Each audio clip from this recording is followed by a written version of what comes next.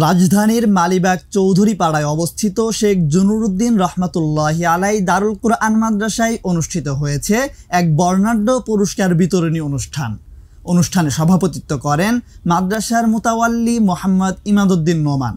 প্রধান অতিথি হিসেবে উপস্থিত ছিলেন অন্তর্বর্তীকালীন সরকারের ধর্ম বিষয়ক উপদেষ্টা ডক্টর আফম খালিদ হোসেন।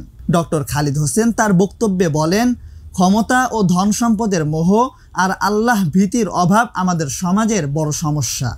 কুরআনের শিক্ষায় চোখ নিচু রাখার যে নির্দেশ এসেছে তা চরিত্র গঠনে গুরুত্বপূর্ণ ভূমিকা রাখে। তিনি আরও বলেন, মাদ্রাসা ছাত্রদের কাছে জাতির অনেক প্রত্যাশা। আমরা যা পারিনি তোমরা তা পারবে ইনশাআল্লাহ। এজন্য আত্মবিশ্বাস গড়ে তুলতে হবে। অনুষ্ঠান শেষে মাদ্রাসার ফাইনাল পরীক্ষায় মেধাস্থান অর্জনকারী ছাত্রদের হাতে পুরস্কার তুলে দেওয়া হয়। একই সঙ্গে কওমি শিক্ষা বোর্ড বেফাক পরীক্ষায় মেধাস্থান অর্জনকারী শিক্ষার্থীদের উমরা করানোর ঘোষণা দেয় মাদ্রাসা কর্তৃপক্ষ। উপস্থিত অভিভাবক ও অতিথিরা অনুষ্ঠানে মাদ্রাসার শিক্ষার্থীদের সাফল্যে সন্তোষ প্রকাশ করেন এবং তাদের জন্য দোয়া করেন। তিন জিনিসের জন্য পৃথিবী পাগল, মানুষ অন্ধ হয়ে যায়। তিন জিনিসের জন্য।